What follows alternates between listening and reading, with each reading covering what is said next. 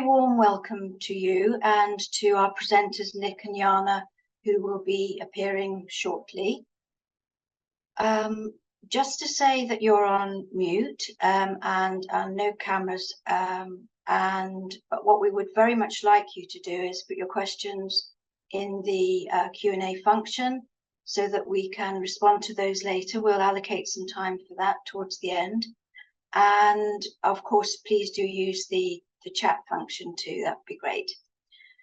Firstly, we're going to be showing you an abridged version of Jess Harrison in conversation with Catherine on her experience of genetic testing. The full film will be available to you. I know that a link to it is going to be put into the chat for you. But first off, we're going to show you Jess in conversation with Catherine. I'm really pleased to be joined here by Jess. Jess's dad started showing symptoms of young onset Alzheimer's in his 40s when Jess was just 11 years old. And then it was when I was at university, when I was 18, that I think, when I was 18, that he called me to say he had a formal diagnosis and that it was a specific gene. And of course, for me at that point, it was a relief because we'd done all our research and I was pretty sure that that was what it was, but it did take years and years to get that. I think he was actually 50 at the time, so maybe I was 19. So yeah, that's kind of how it unraveled. Obviously I was a university student at the time, so I didn't give as much thought to it as I perhaps would have done at the time. But then, by the time I was in my early 20s, I was very set on the fact that I wanted a genetic test for it. Yeah, that's a very difficult, lengthy process to getting a diagnosis for your dad. It's a really difficult time for all of you. So you did eventually go on and have the screening. What factors did you consider before deciding to go for that test? Well, I was in a relationship. I was in a stable relationship for 2 years with my now husband. We moved quite quickly and we had actually discussed having children. I think I was 24 when we started the process. I was 25 when I got my test results. I remember I was wanting to find out very quickly because I'm one of these people that I hate not knowing, and I hated feeling like I had this hanging over me, and I knew that it could go either way. And if it was a yes and I had the gene, it would be hanging over me, but I felt like it was hanging over me anyway. I think some people are very much, they're much better at compartmentalizing these things. I wasn't. It was something I thought about regularly and affecting my daily life. So for me, I had a 50% chance of kind of being free of those feelings, or a 50% chance of at least knowing and dealing with it and planning. And a lot of mine came down to planning. Like, I'm very much someone who needs to know, I need to be informed and supported to feel like I can have a better outcome, know what's going to happen. And so they were the kind of things that I wanted to know. I also felt like I was doing I was getting involved in research, and that was really important to me. And I felt like taking part in the research just opened my eyes a bit more to a lot of it. And I just wanted to know, while doing all these things, where I was actually at, because also doing the research, I started to overthink everything. Like, the year before, did I get a better result the year before or not? Am I, and even if you're in your 20s, you still think that process could start quite early. But for me, it was needing to know. And it was also the fact that I knew that I would want to plan doing IVF for any children that I had in the future. Yeah, of course. Yeah. And so you did take the test, and I think your outcome was, do you want to tell us? Yeah, it was negative. So you found that out. I had definitely said to myself that I had it by that point. I think you generally work yourself up and decide that on the worst possible case scenario. So I was quite shocked to find out I didn't have it.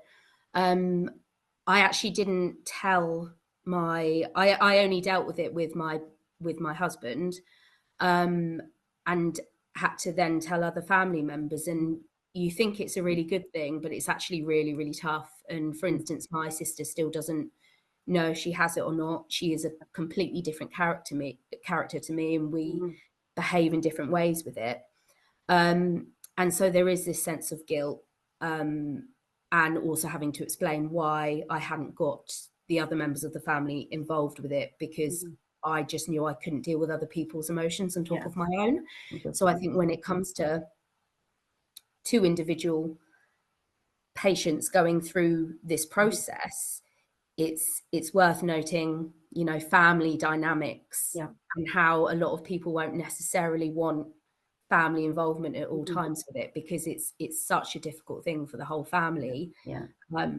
It's a very personal decision that you take to go through that. So what do you think about the opportunity to access genetic testing as a matter of routine for families that are affected by young onset dementia? I absolutely think it should be routine. I think the logistics of how to make it routine is perhaps more difficult. There needs to be someone in the family with that diagnosis and the gene in the first place, which is something I didn't have at the time. And actually, you know, both my dad and I were we felt palmed off by professionals. So even the first time I went to the GP about it, when I was probably 21, 22, and said I wanted to start this process, I was kind of laughed out the room by the GP, and I was so young and not confident enough to press my point. And I can't remember how much information I truly had at the time, but, you know, there was this view of, you're too young, would you even want to know that anyway? And it actually took multiple visits to have it happen. And I think if it can become protocol within the group of professionals who already know what they're talking about with this, it would make young people going through this feel like they were seen and supported, and that they have options. I very much, even during my teenage years, knowing this was happening, there was a lot going on in my family, and I didn't particularly in any way at any point feel supported by any professionals that I had contact with, whether it was healthcare, education, prison system.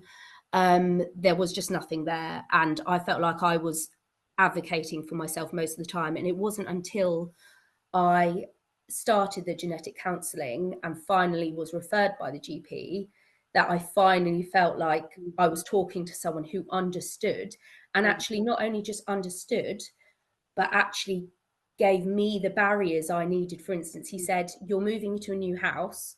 You need to wait until that point in your life till you've had that stability. I didn't agree. I wanted to know straight away. And he said, no, I'm going to wait until February, until you've moved in December. And he was totally right. Like, you need to be in that headspace. And for instance, if I had to find out now, I've got young kids now. I've got 3 young kids. I've got a job. I don't know how I would handle that. And actually, that was the perfect point in time for me to find out. And you need professionals to help guide you with that, I think, to make sure you've got the best outcome. That's really important. So do you have any messages to others who may be considering genetic testing? I think I don't know how things have changed since I was that age looking at that stuff, but I think it's important to try and stay informed, try and do your research, advocate for yourself, and also connect with other people who have been through it. Like, I can't express how important that is. Like, I had, even when I was in the depths of all of it, and I still am now with my dad in the final stages, and my sister perhaps having it. I've also got 2 aunts, one who has it now, one who's died of it.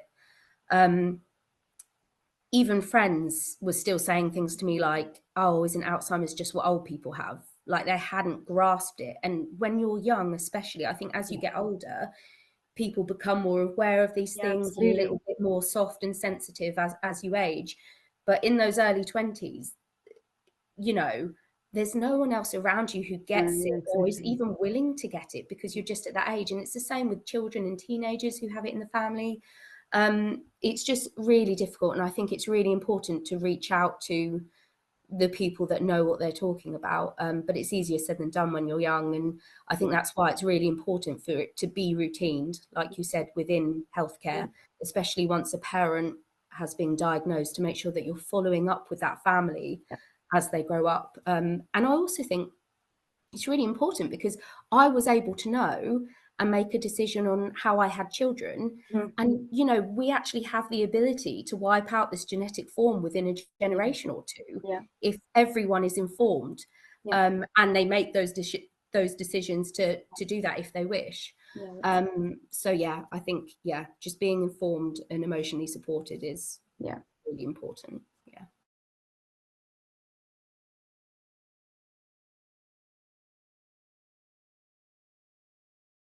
Wow, value of personal experience and professional support, and then connecting in with others in a similar circumstance. It's so good to hear that from Jess and understand her personal experience. I'm going to hand straight to Nick and Jana, and very much looking forward to your presentation. Thank you. Good afternoon, everyone. Hopefully you're seeing the full view of the slides now. Jana's nodding, so it looks like we're okay.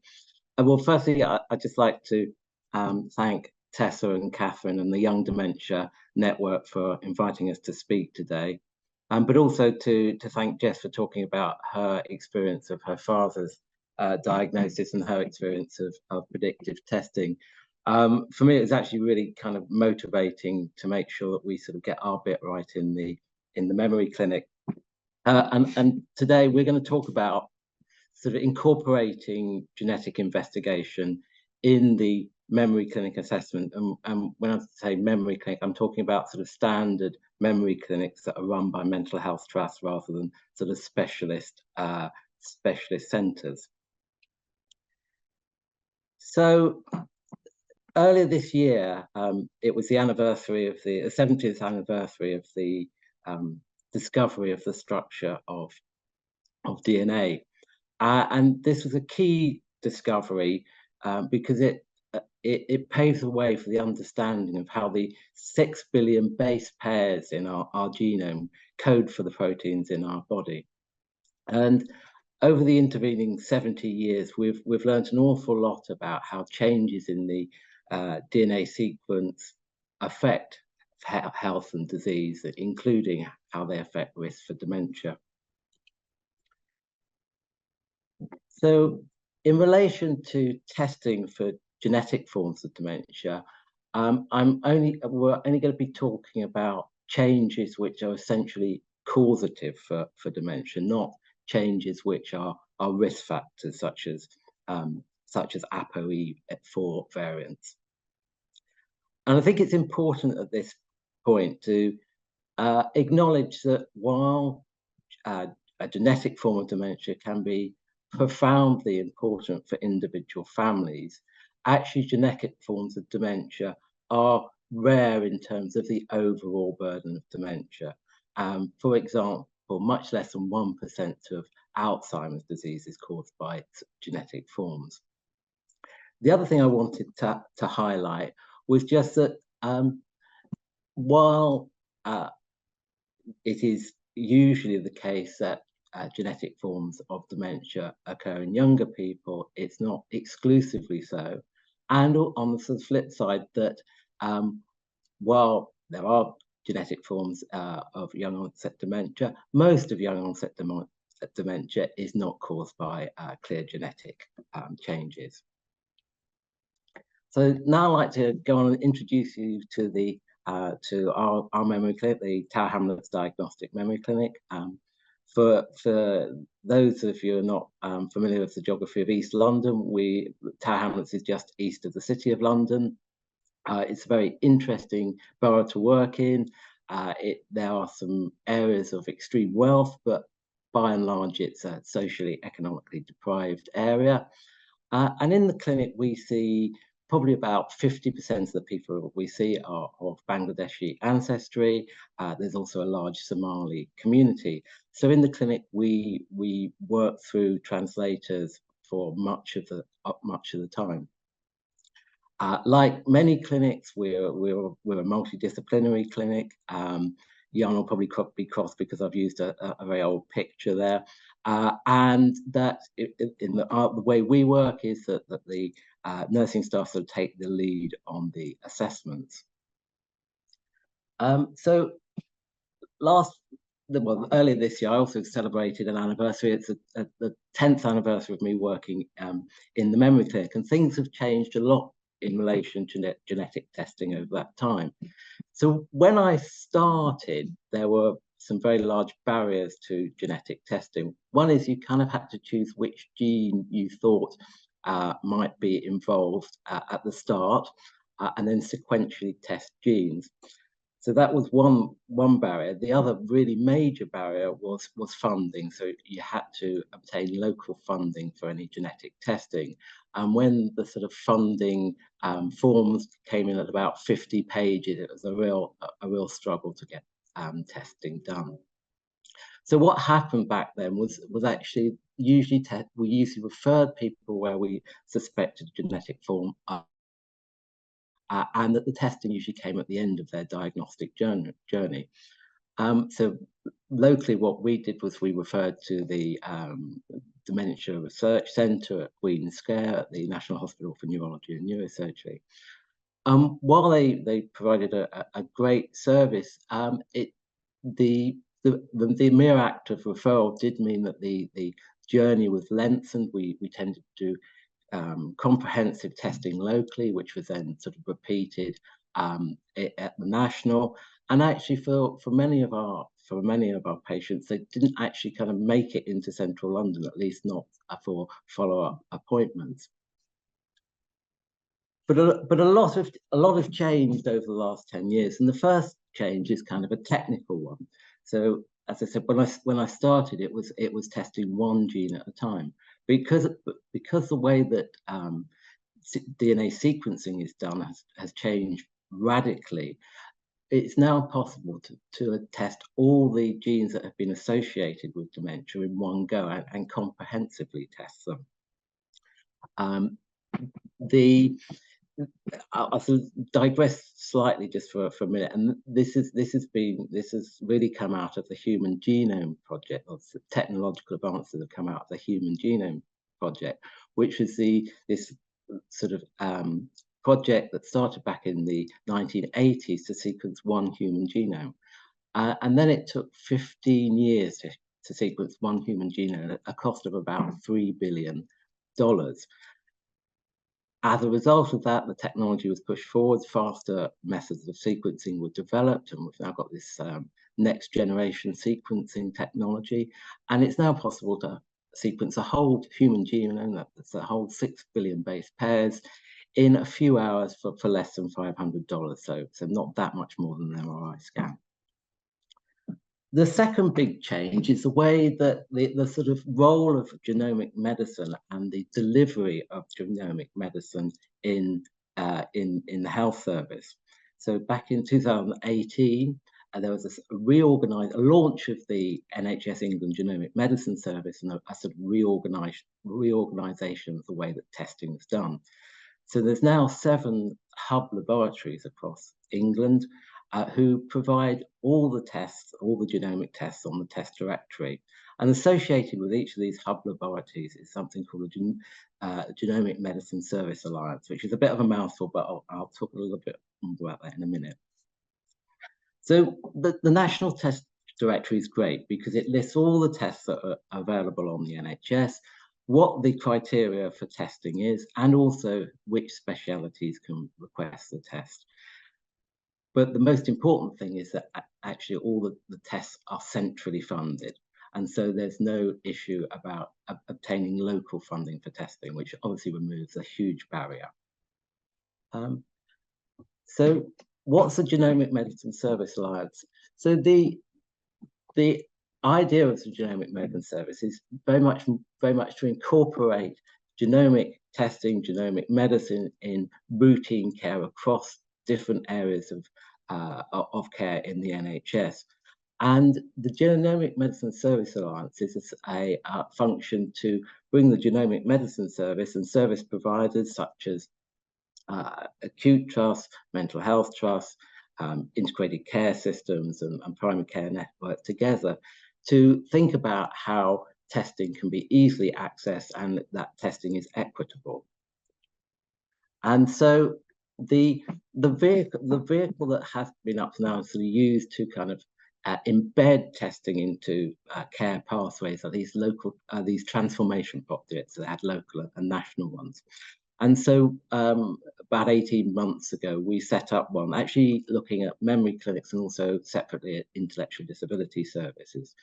And the idea of these transformation projects is to work out what is going on currently, work out what the barriers and facilitators of testing are, and then feed into national efforts to provide the resources, the education needed for testing to be carried out locally. So the first thing we did was we went to the data at Great Ormond Street Hospital, the genetics lab there, which covers North Thames, and the patch covers 10 mental health trusts. And we could not actually identify a single request from a mental health trust for the dementia panel over an 18-month period. Now, there may well be an issue with data collection, which we're looking into, but it seems reasonable to conclude that if there is any testing, it's very low.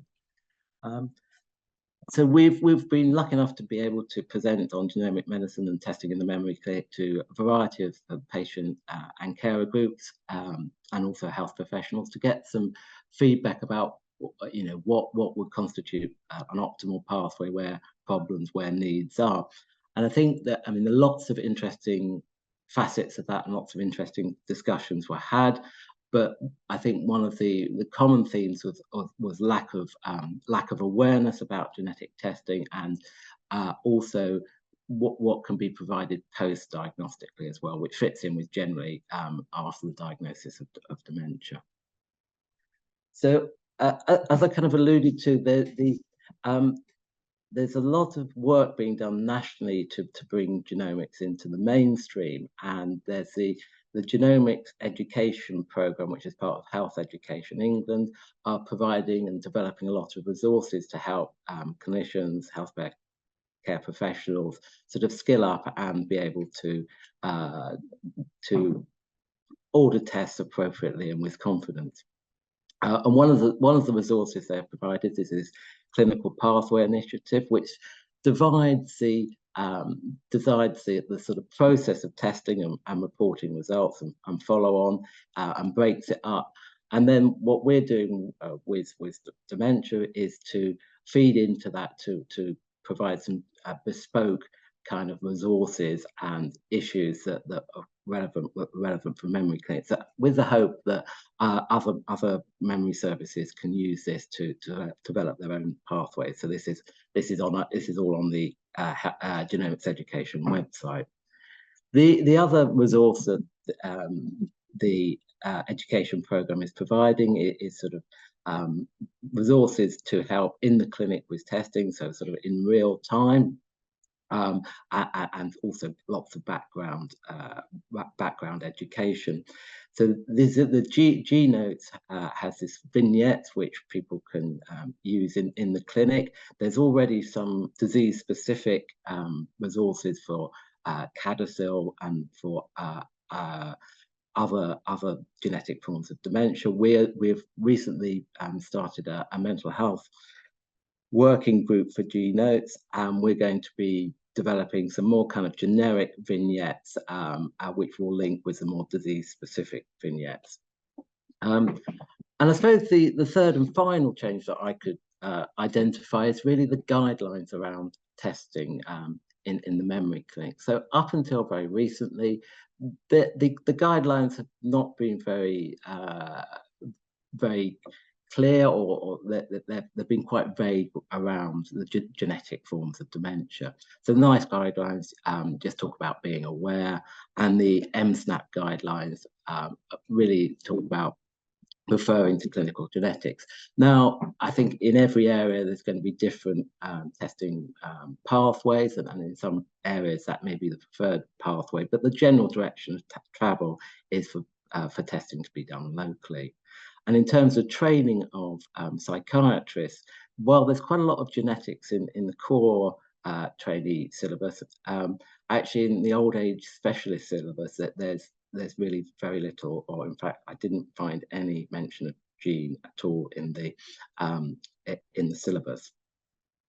So just very recently, last month, the Royal College of Psychiatrists released a report that looking at genetic testing in a variety of services, not specifically for dementia and memory clinics, but giving us some recommendations of where testing should be considered and about developing pathways.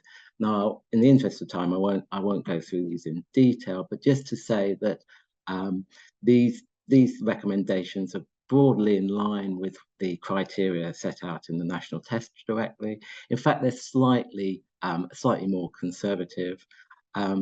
And in addition to that, there is a recommendation that each service is sort of in collaboration with their genomic medicine services, develops a pathway which is appropriate. So I will stop there and hand over to my colleague Jana, who's going to talk about nursing and genomic medicine. Thank you, Nick. Great. So I want to talk about nurses in genomics medicine. I'm hoping we have quite a diverse audience, and I'm hoping there's some nurses in the audience as well.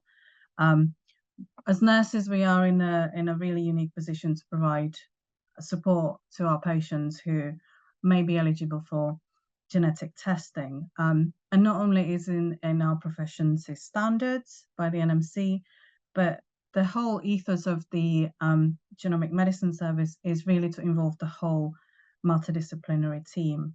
One of the ways of bringing genomics into everyday practice is the development of clinical nurse specialists. And next slide, Nick. And when we talk about the genomic services, obviously it's not just dementia. The genomic medicine is used in many different areas of healthcare and other specialties. And there are some really good examples of where nurses have really taken the leading role, like the neurogenetics clinic at St. George's for people with complex epilepsy, or the very successful role of the Lynch nurses in colorectal cancer.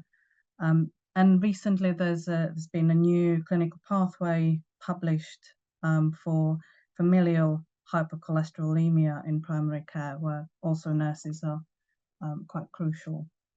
Next slide. And just to bring that back to the memory clinic, as Nick said, nurses have a very crucial role in memory services. There are different models, but generally this is the most common pathway, where nurses will do initial assessment and follow the patient through the journey through the diagnostic process.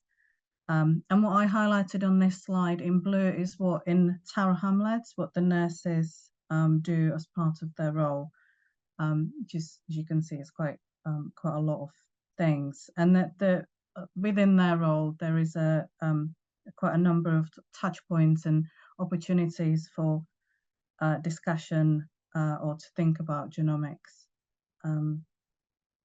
But we know that awareness and knowledge of genomics is quite low, and nurses may not feel confident to talk about it with their patients. Next slide, please. And so this is where the clinical nurse specialist role comes in. So my role within the memory service is, in my daily job, I'm a senior nurse practitioner, and I've been funded for the best part of a year by the North Thames GMSA, Genomic Medicine Service Alliance, to work one day a week to support this transformation project and embedding genomics in memory services. And that's across the whole trust, the East London Foundation Trust. And my role really splits into two parts. One is providing training or support training of staff and also nursing students, and provide a link with the genomic service and practitioners, and then set up clinics and run clinics for people who are going through genetic testing. Next slide, please. So within the training path, so we've done quite a lot of awareness raising of genomics, and these are some of the challenges that we face in the clinic. So staff have sort of lack of understanding of the concept of genomics, being aware of the potential disparity between what the patient might want, what their family may be wanting, especially around their own predictive testing and their potential implications for family members, and also around consent. So the training will focus on the general concept of genomics and how it relates to dementia, and around the testing eligibility criteria. And I've just put a little picture there of the Genomics 101, which is one of the programs that the genomics education offer on their website, and it goes all the way from these sort of bite-sized training or learning programs all the way to a funded master's if someone wants to. Next slide, please. Another challenge that we come across, or that we often struggle, is to obtain reliable family history. And specifically for perhaps our population, where patients come from different countries, may not have the health information about their family members, their parents. Also, there may not have been an accurate diagnosis, and we know with frontotemporal dementia specifically has a wide spectrum of symptoms that may not be the sort of typical dementia symptoms. And also the staff ability to explain not just the concept, but also the process of testing and how it all works on a practical level. So we know that the nursing staff and generally the health staff in memory services are highly skilled professionals. So we just want to build on their existing skills, such as picking up on atypical symptoms, exploring family history, explaining complex concepts in accessible ways, and consenting patients while also supporting their family members. And we have it's just a picture of the sort of agreed symbols for when we're drawing a family history, so that it's all understood by everybody. Next slide, please. And then on the practical level, so I just put a sort of top of the form that we use. So this is a whole genome sequencing request form that goes to Great Ormond Street from us. It also very helpfully doubles up as a blood test form request, so you don't need to fill in another form for the blood sample. Obviously, each service has different phlebotomy access and local arrangement for blood tests. We are fortunate to have a phlebotomy department on site, so it's very helpful for us. And as well as this request form, clinicians will be going through consent or record of discussion, which is also then sent to the genomic lab. The current waiting times are several months. I think we've been talking 9 months previously, but I'm informed that this is getting better and shorter. Next slide, please.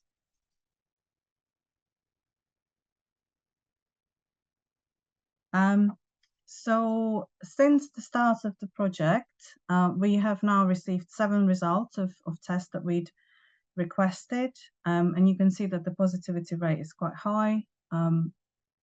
4 positive tests and 3 negative. So in 2 cases, the genetic testing also meant a change of subtype of diagnosis of dementia, and it enabled 2 families to request referral to genetic services regarding their own predictive testing. And as Nick said previously, in Tower Hamlets, our population is highly ethnically diverse. And we, even with these small numbers, we've been able to demonstrate that actually the identified genetic variants are also present in people of Bangladeshi and Somali ancestry. Next slide, please. And so to demonstrate on a case how this can work for the benefit of our patients where appropriate.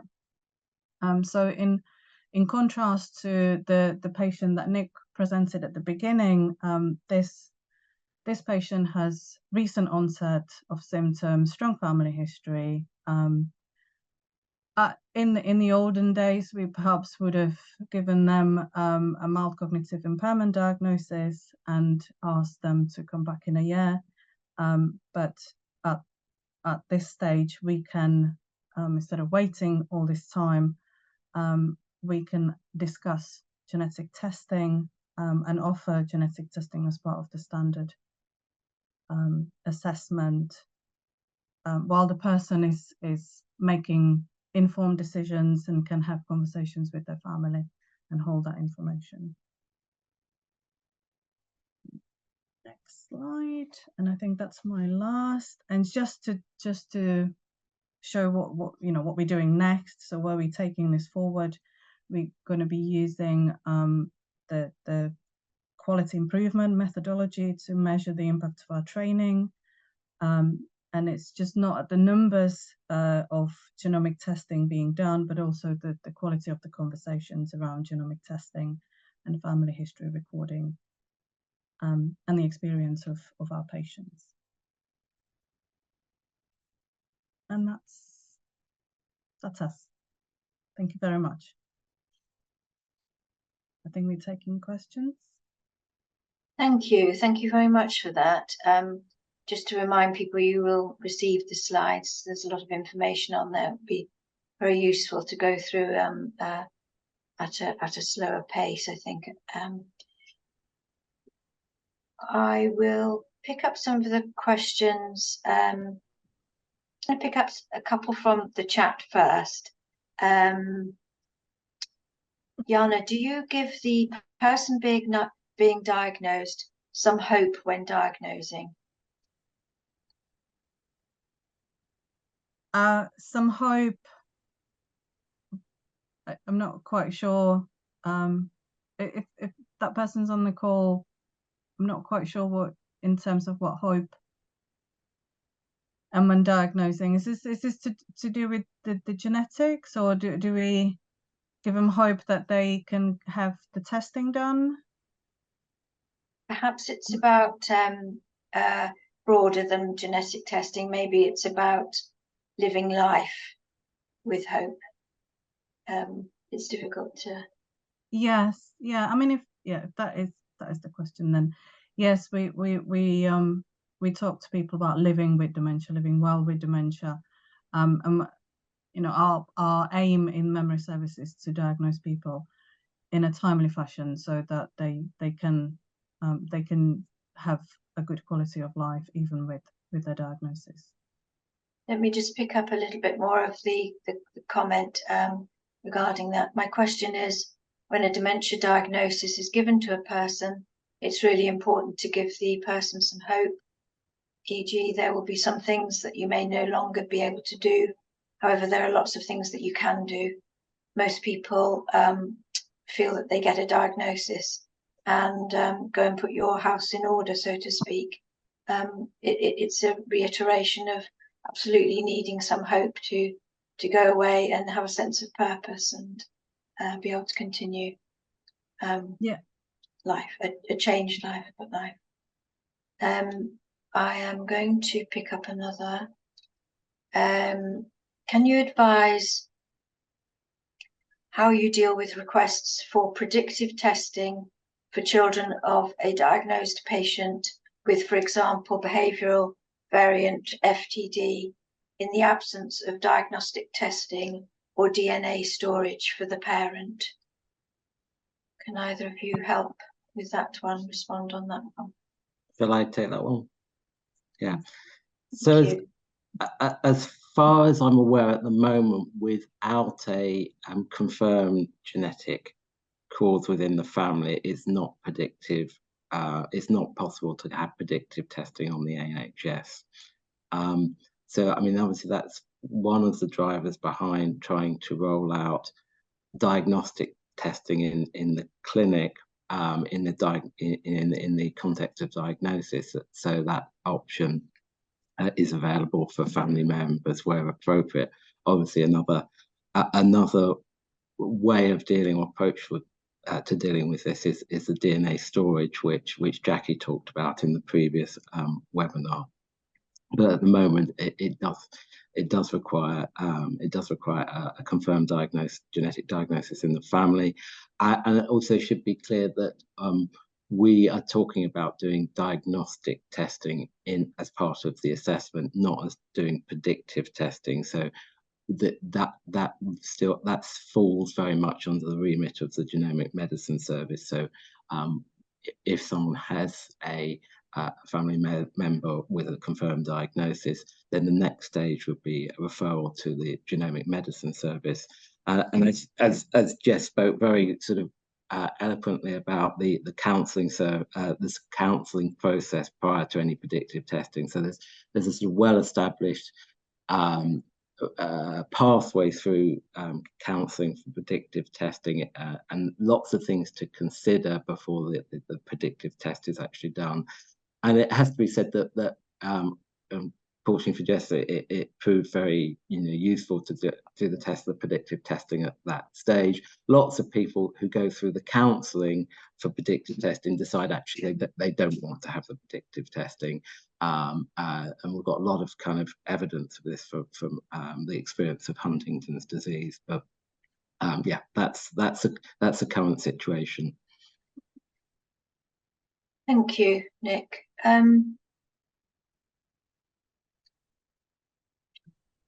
Do you know of facilities outside of the Greater London area where genetic testing is accessible, either through local initiative or a government NHS type initiative?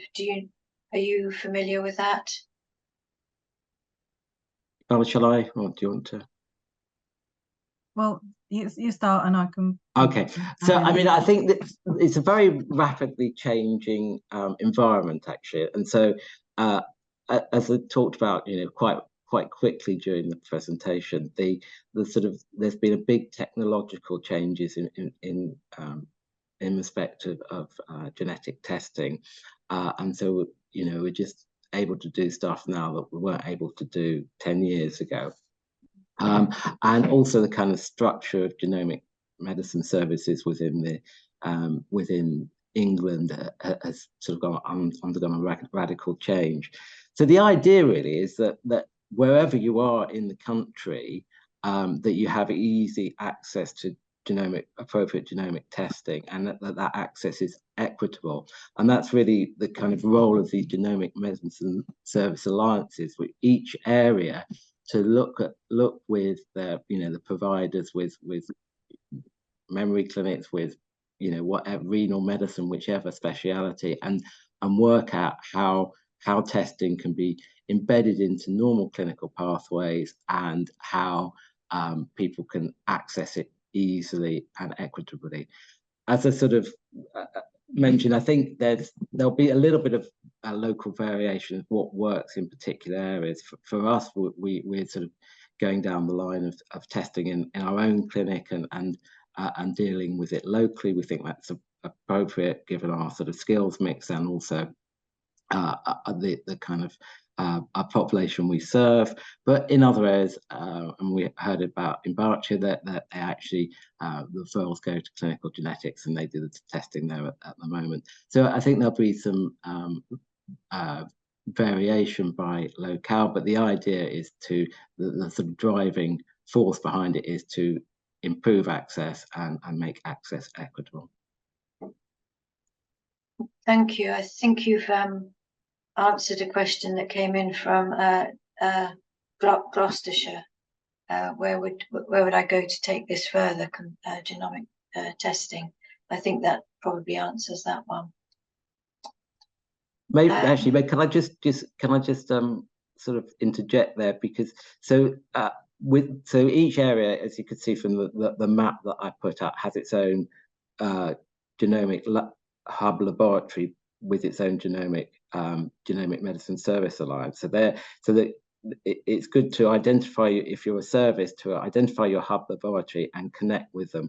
And we've found it a very sort of, enjoyable, edifying, productive experience getting to know the clinical genomic medicine service and working with them to work out what's best. Locally, unfortunately, that we haven't got a dedicated multidisciplinary team meeting to discuss particular people, but we are invited to their general MDT meeting. But in some areas there may be more capacity to develop your own kind of MDT meeting, and I think that is a really crucial part of any pathways, to have some way that you can liaise readily and conveniently with your genomic medicine service alliance, sort of identify the clinical geneticists or the genetic counsellors who are particularly interested in neurogenetics, and when things are not clear or you need advice, just don't be afraid to talk to them, because I found them a great bunch, really. Good, that's good to hear. A small but significant proportion of apparently strongly familial dementias don't get a hit from one of the known autosomal dominant genes like APP. How do you handle post-diagnostic support and family issues when there isn't a clear gene to explain things? Thank you for that question. Jana, did you want to talk about the different types of result? No, I can pick it up. Yeah, so we always counsel patients about the potential type of results that they may have. So whether it's a positive result or negative, or a variant of unknown significance, so that they can understand that this is such a fast evolving field of research that we don't know everything. I think we probably know very little still. So there will be still uncertainty often for patients, just like it often is with sort of traditional dementia diagnosis. So we support patients, we support their families, we counsel them on how to deal with symptoms, how to get support, and what perhaps to think about for future planning. Yeah, so I mean, just to add, thanks. I think that obviously it's really important to have a discussion at the start about what genetic testing can and can't do, and obviously generally it's fairly clear if you get a positive test, if you have a negative test, the chances you have a genetic form of dementia are much lower, but it doesn't completely exclude it, because as Jana said, we don't know all the genetic causes of dementia at the moment. But on the research side, things are it continue to progress, and the idea in terms of all these kind of comprehensive whole genome sequencing results is to review results at intervals as more information becomes available, and variants, the sort of whether particular variants are pathogenic or not, when the evidence base emerges. So at the moment, so when I started, it was kind of, you could look at 2 or 3 genes. Now, depending on what happens with genetic testing for dementia is basically the whole 6 billion base pairs are sequenced, so you know that the base sequence for the whole genome, but actually only genes that have been associated with dementia are analysed. So you don't look at the rest of the genome. But depending on which analysis is done, at the moment anywhere between 40 and 100 genes are looked at. So it's very comprehensive, but there will still be people where there is a genetic cause which can't be identified at our current level of knowledge. And I think you know, Jana also said there is. Previously, genetics was seen to be a very kind of black and white kind of test. There is still, even with genomic investigations, a degree of uncertainty in some areas. Thank you. Question: is genetic testing available for people who have a strong history of Lewy body dementia in the family, and for those who would want to test for that? Jana, did you? Yeah, I think, yeah, if there's a strong family history, there's a particular pattern and there are symptoms, I think it's worth looking at that. Yeah, so I mean the criteria sort of set out in the test directory, and they're actually quite inclusive, really, in terms of but I didn't go through, in the interest of time, I didn't go through all the different criteria, but one criteria is age of onset under 55. Another criteria is not additional criteria. Separate criteria is a family history of a first or second degree relative with the same type of dementia. Now, when we looked at this in the Royal College of Psychiatrists, we kind of felt this was slightly too inclusive, and that we could end up doing a lot of tests in the memory clinic which may not necessarily be appropriate and have a lower yield of positive results. So I think we're counselling a little bit of caution, but you know, if there's a strong family history, that would meet that looks likely that would meet the criteria, and yeah. Thank you. Nick, would you mind putting the slides down now? Oh, sorry, yeah. Taking it down. That's fine. It was just a request. Thank you very much. Would you mind if I keep going with the questions? There's a lot. Yeah, yeah. We got through the slides quickly so that we could we could answer more questions. Great stuff. Well done. So, what about access to genetic counselling? Is the suggestion that the memory clinic staff will do this rather than referring to a specialist service? Is that the suggestion? That's not the suggestion. The suggestion is that I mean, there's two different types of genetic testing. So in the memory service, we would be looking at the diagnostic testing, which is part of the dementia diagnosis process.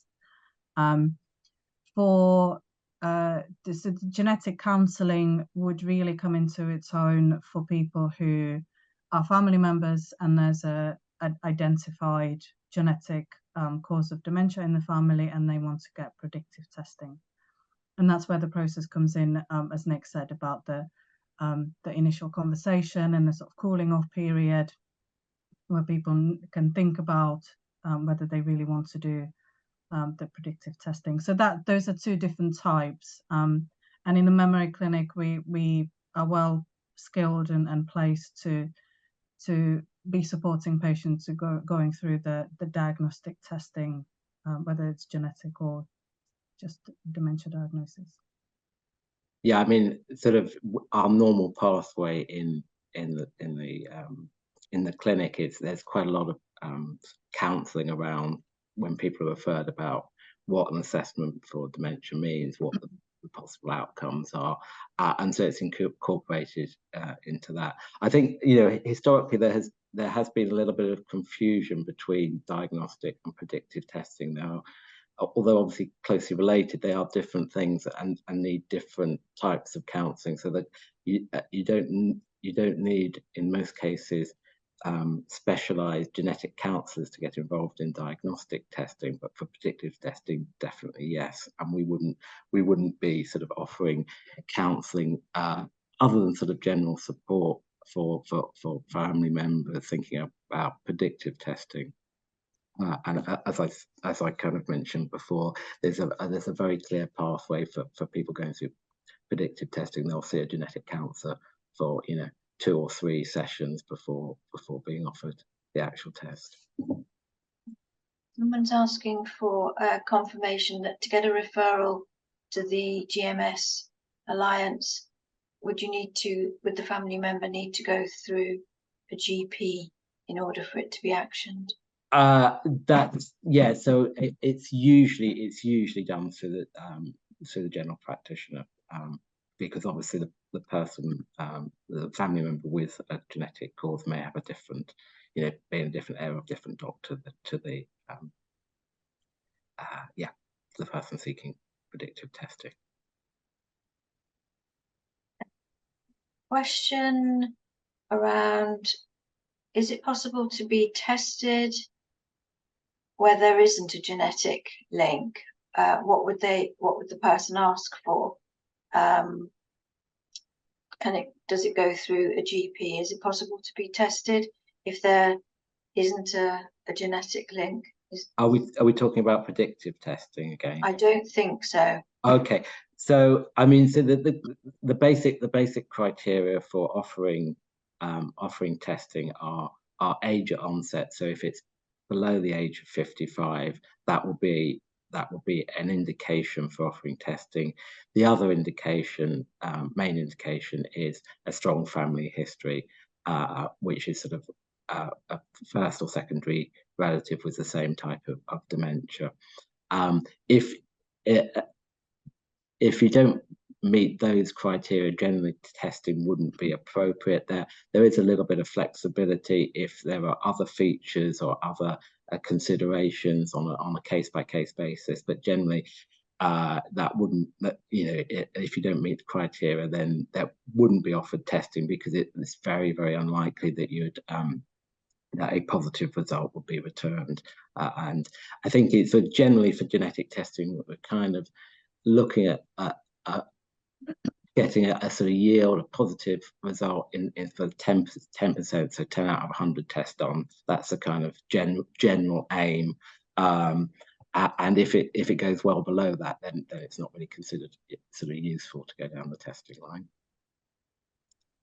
Thank you. I hope that answers the question from the person. What percentage of people decide not to go ahead with the blood test following the initial counselling? Is that again? So in predictive testing, it's a large percentage that people don't go ahead with predictive testing. I think just in terms of diagnostic testing, obviously there's offering the test, and then there's the uptake of the test. I mean most of the people that we have had discussions about genomic testing have taken up the test. We've had a couple of people that are not interested, but generally we have, for diagnostic testing, we have a sort of high uptake of the test for people where we have a discussion about that. Jana, correct me if I've got that wrong. No, that's right. We've got a couple of people who didn't want to go ahead with it, but most people are interested. Thank you. I'm just scanning we're looking for a question. We can't find it, I'm afraid.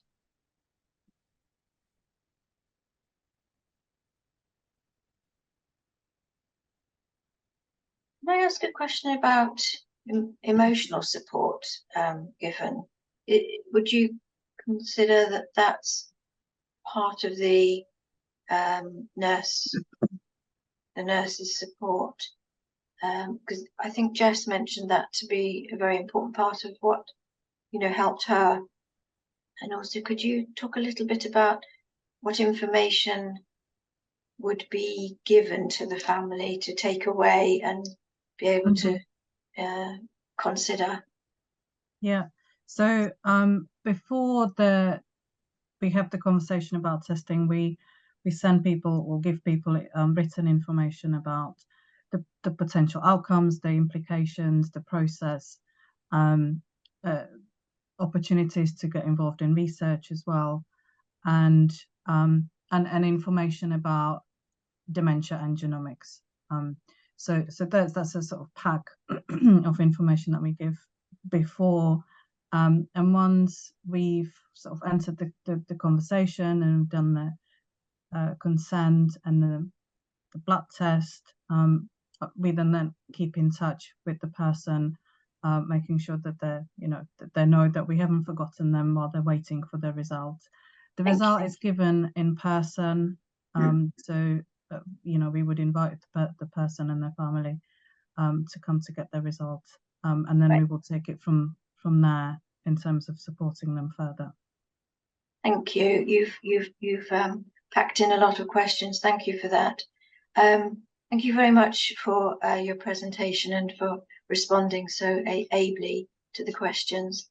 I'm going to thank everyone for attending and remind you that there'll be a follow-up email with lots of information, lots of links that will be useful to you, the recording, the full recording of the film and the recording of the webinar, of course, as well, and the presentation slides.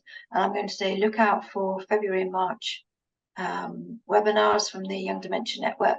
We'll be putting those out in the Young Dementia Network news. So thank you very much indeed. Thank you very much. Thank you. Thank you. Thanks.